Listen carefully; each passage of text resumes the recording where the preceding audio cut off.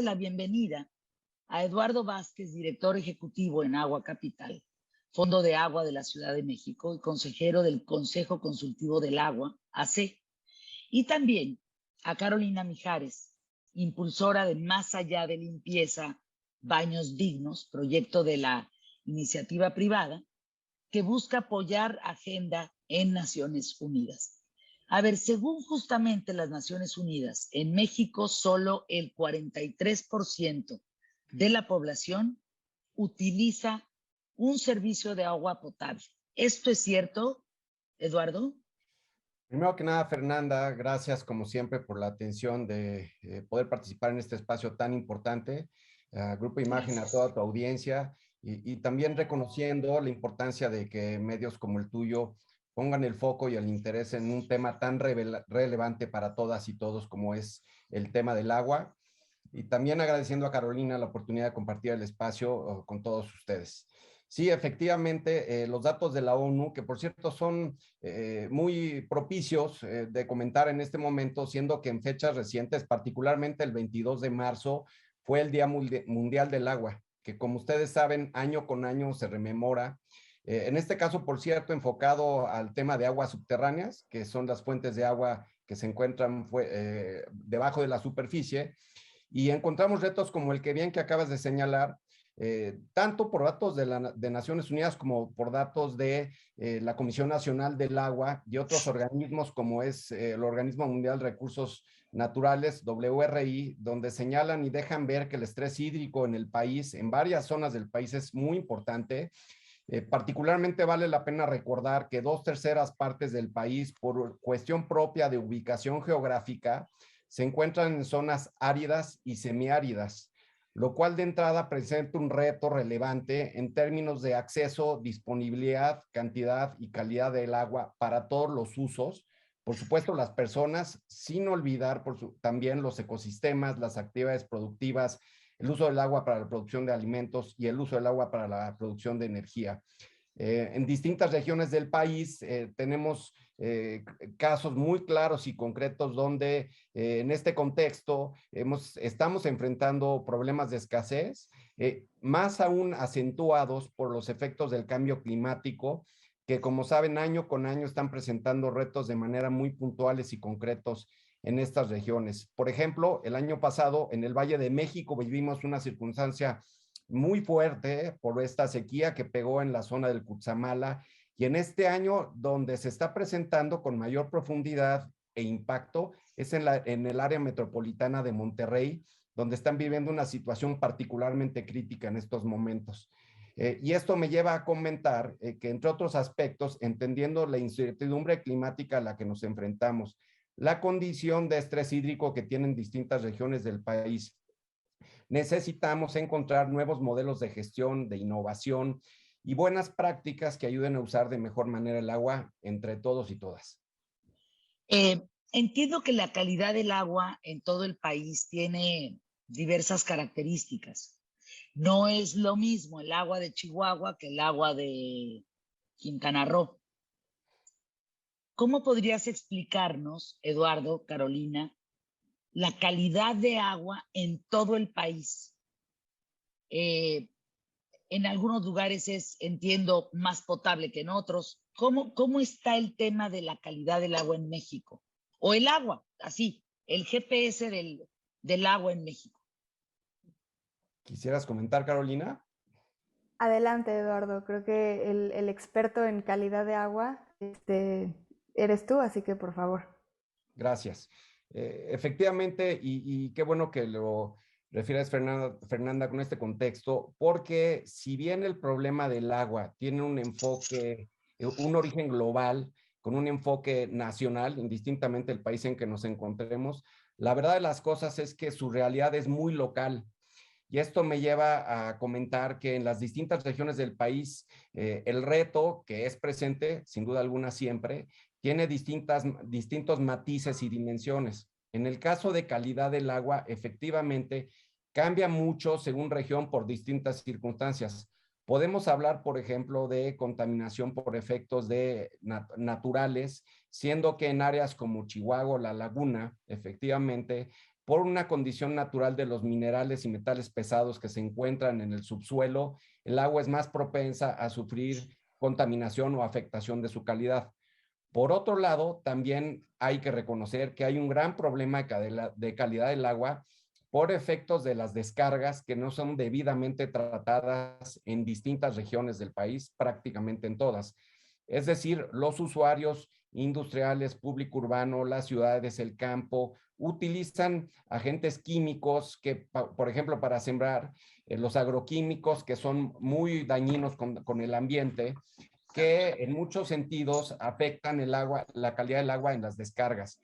Por otro lado, la industria también tiene un reto importante en términos de generar un tratamiento adecuado después de su utilización para los procesos productivos, mientras que en el caso de las ciudades, los sistemas municipales deben de profundizar y mejorar los sistemas para tratar y darle un reuso adecuado al agua. Creo que en cada localidad, como decía yo, encontramos una realidad diferenciada, pero de que hay algo claro de que el tema de calidad del agua es un problema, uno de los retos principales que tenemos en el país. Ahora, estamos rodeados de mar, salvo el centro y fronteras. ¿No hemos podido transformar el agua de mar a beneficio de los mexicanos? Muy buena pregunta también. Aproximadamente el 97% del agua existente en el planeta efectivamente es agua salada. 3% es agua dulce, sin embargo, de ese 3%, el 2% prácticamente se encuentra congelada en los grandes hielos. Entonces, sí, el tema de la desalación de agua salada, es una herramienta, una técnica, un método que año con año se presenta cada vez en más regiones del mundo. Sin embargo, hay que considerar dos temas que creo que poco a poco se han ido atenuando. Cuando esta tecnología fue disponible en sus primeros años, tiene dos grandes implicaciones. El costo energético de desalar el agua era y es muy alto. Poco a poco, en el tiempo se ha ido sofisticando la tecnología para hacer más asequible y menos costoso el costo energético de desalar el agua de mar. Y por otro lado, también hay un tema importante con los residuos. La salmuera que deriva del proceso de desalación de agua, si no es manejada adecuadamente, puede generar un problema importante de contaminación, justamente retomando el punto previo que mencionabas. Me parece que aún así, teniendo el cuidado adecuado, usando las tecnologías más eficientes y por supuesto pensando siempre en un esquema de información abierta al público, de qué implica un proceso como este, que por cierto también ya hay en varios lugares del país, por ejemplo en Los Cabos recientemente acaban de asignar una licitación para desalar el agua de mar. Pensaría yo que particularmente en las zonas áridas del país, como es la península Baja California, Sonora, el norte principalmente, debe de ser una técnica, una metodología, una herramienta que se use cada vez más, siempre y cuando tenga costos asequibles y que no impacte al medio ambiente derivado de la contaminación en sus procesos, como comentaba yo antes. Hay muchos ejemplos en el mundo, por supuesto Israel siempre es un caso de referencia, y varios países de Oriente Medio que han utilizado y utilizan esta herramienta y esta técnica de manera muy eficiente y exitosa. En 2 minutos para irnos a corte comercial. Carolina Mijares, cuando leo a lo que te dedicas, más allá de limpieza, baños dignos. ¿Cómo es un baño digno, Carolina? Gracias, Fernanda.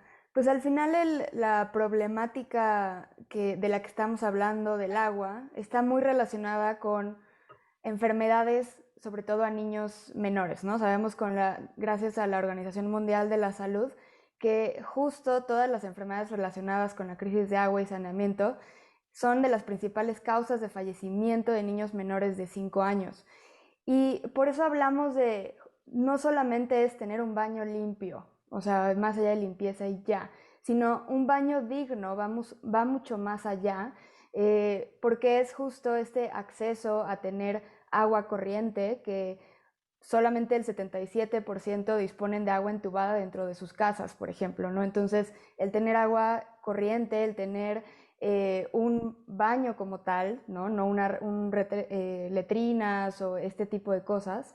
Y justo eso es el baño digno, que es este espacio seguro sobre todo para los niños, que son los que son más afectados, y es por eso que en Harpic nos estamos dedicando a este tema de más allá de limpieza, baños dignos, ¿no? Entonces, es como englobar todo lo que puede ser un baño digno y no que solamente sea limpieza.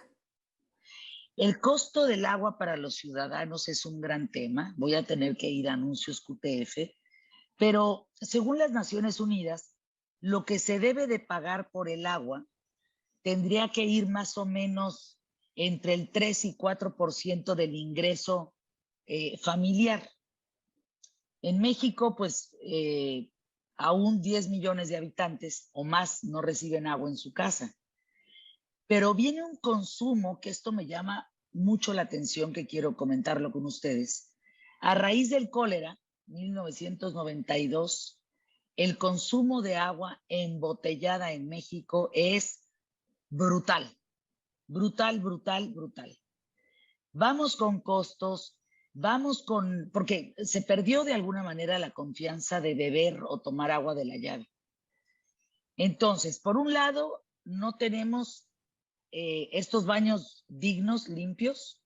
Por otro lado, tenemos a una población que no tiene agua potable. Y por otro lado, la venta de agua embotellada. Somos uno de los países que más consumimos agua embotellada. Vamos a escuchar anuncios QTF y regresamos con este tema aquí en ¿Qué tal, Fernanda? Con Eduardo Vázquez, con Carolina Mijares y mucho más. Quédense aquí.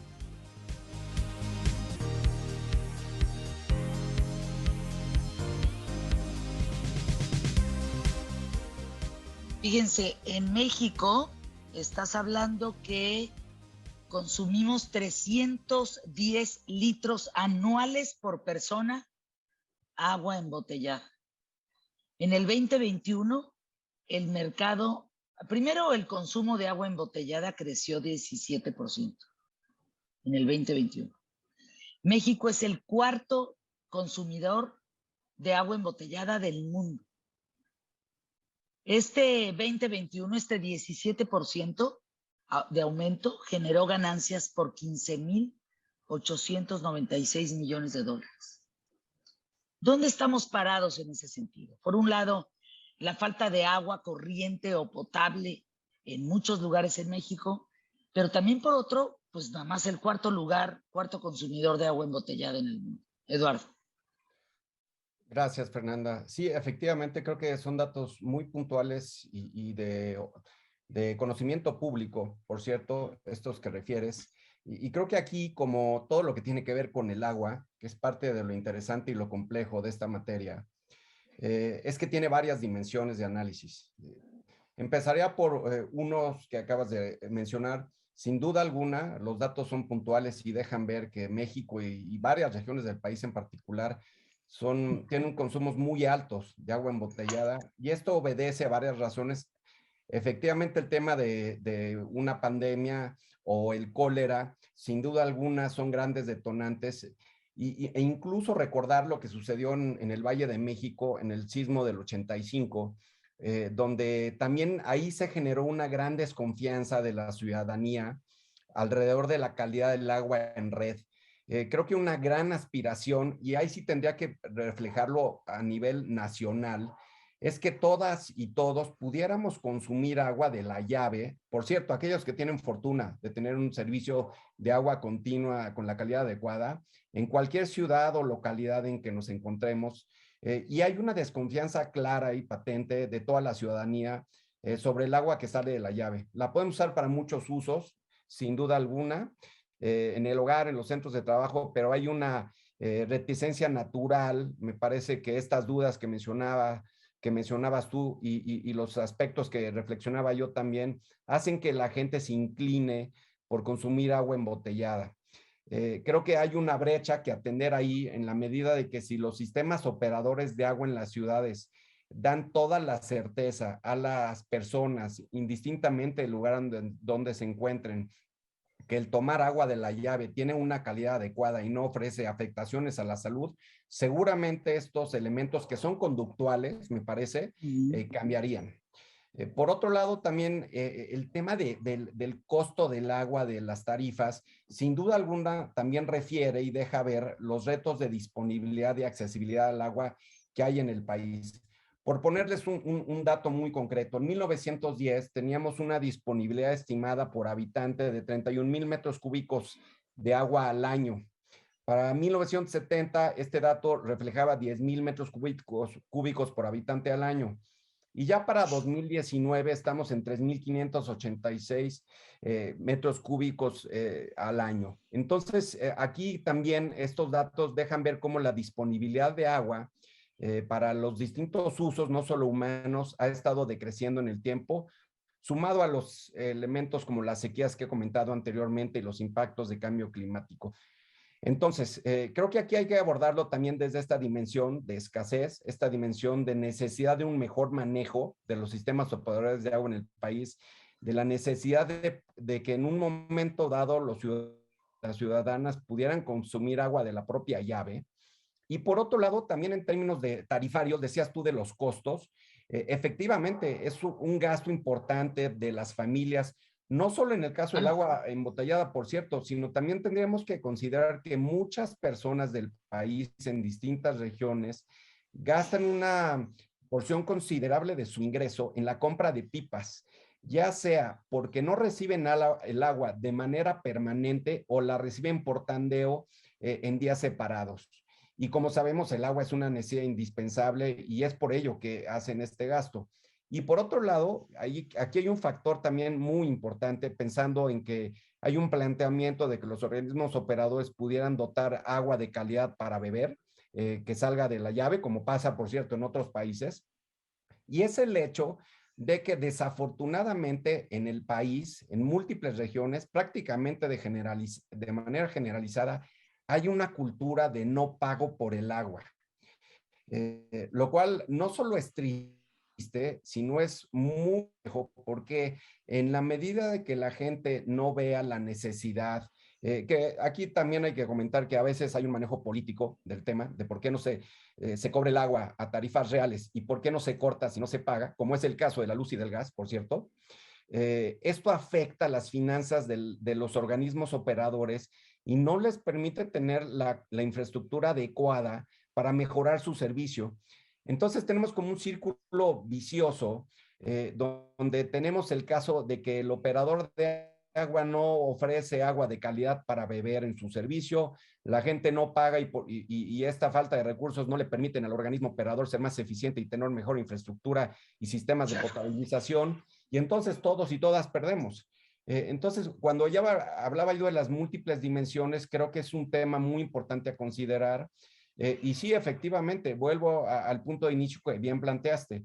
Creo que una aspiración natural es que todos y todas pudiéramos consumir agua de la llave, de la regadera, pero sin olvidar nuevamente a toda esa gente que no tiene el agua y que, por cierto, el hecho de que no se pague la tarifa a precios reales de producción de agua también implica que no se pueda ampliar la infraestructura para esas 10 millones de personas, Fernanda, que mencionabas tú, que no tienen acceso al agua actualmente en zonas marginales, periurbanas y dispersas.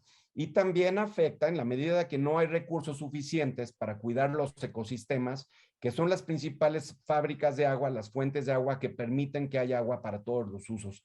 Entonces, como podemos ver, hay varios planos de intervención donde tendríamos que estar tomando otro tipo de decisiones y detonar otro tipo de acciones. ¿Qué hace que en ciudades como México, ciudades grandes como lo es Monterrey, Guadalajara, por momentos cierren el agua? ¿Por qué se cierra el agua?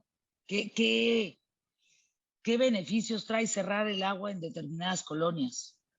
¿Significa abastecer a otras que no tienen? ¿Qué significa? No, a ver, creo que por poner un ejemplo muy concreto, lo que está pasando ahorita en Monterrey, que sucedió en el Valle de México el año pasado, la sequía que impactó en la zona del Cutzamala, particularmente en las presas, que son los grandes vasos de almacenamiento que contienen el agua que se distribuye al Valle de México, tenía niveles bajísimos y obviamente no había el agua suficiente disponible para poderla abastecer a la población y tuvo que haber racionamientos.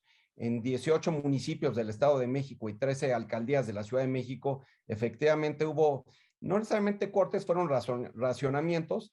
Y en el caso de los cortes de agua, bueno, creo que aquí recordar que es una atribución de la autoridad municipal y típicamente quienes toman estas decisiones son los municipios a través de sus organismos operadores.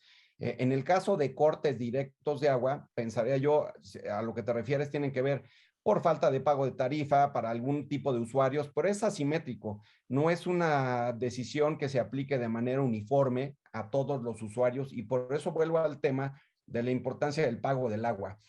No solo es el corte, sino por qué se está dando esa decisión en dado caso y que esté verdaderamente bien fundamentado.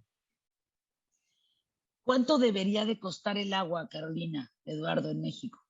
Ese 3-4% que dice y sugiere las Naciones Unidas. Sí, a ver, ese dato de las Naciones Unidas, que es muy relevante, por cierto, se refleja a partir del ingreso de los ingresos de las familias. Pero tendría que comentar que el costo del agua en cada localidad es variable dependiendo del costo de producción que tiene la misma. Por ejemplo, en el caso del Valle de México, tenemos que 32% del agua viene del sistema Lermi-Cutzamala, que trae el agua hacia el valle desde una distancia mayor a 120 kilómetros, un sistema de 5 presas, de 7 plantas de energía, donde por cierto se consume la misma cantidad de energía al año que toda la ciudad de Puebla. En el caso de las fuentes internas, que es de donde sale la mayor agua que consumimos en el Valle de México, el subsuelo, ya se está extrayendo el agua de 1,200 metros de profundidad, lo cual obviamente implica grandísimos costos energéticos de potabilización y de infraestructura para poder acercar esa agua a la gente. Entonces, todo esto implica un gran costo que se va reflejando en una tarifa determinada. Y también hay que recordar que la tarifa debe de contener por necesidad un componente para el reuso del agua. Es importantísimo considerar que el agua debe de usarse más de una vez, no dejarla en el primer uso y disponer de ella. Ya hay suficientes técnicas y tecnologías para que el agua pueda ser utilizada de manera debida por distintos usuarios. Entonces, en cada localidad, que por cierto los congresos locales son los que tarifas, son quienes que tienen distintos componentes y eso se refleja en un precio final. Pues gracias, Eduardo Vázquez, gracias por estar con nosotros, Carolina Mijares, por hablar del tema del agua. Me parece muy importante estar al día en ese sentido y hacer conciencia, darnos cuenta.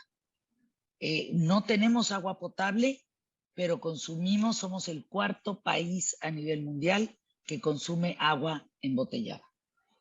Me parece que ahí hay una información que choca, definitivamente. O sea, sí hay dinero para comprar agua embotellada, pero no hay dinero para pagar el agua, que tendría que tener pues mejor calidad y un mejor sistema de entrega. Gracias a los dos, vamos a anuncios QTF. Estará con nosotros Andrés Oppenheimer, estará mi querido Said Badwan y mucho más que compartir desde Cartagena para México y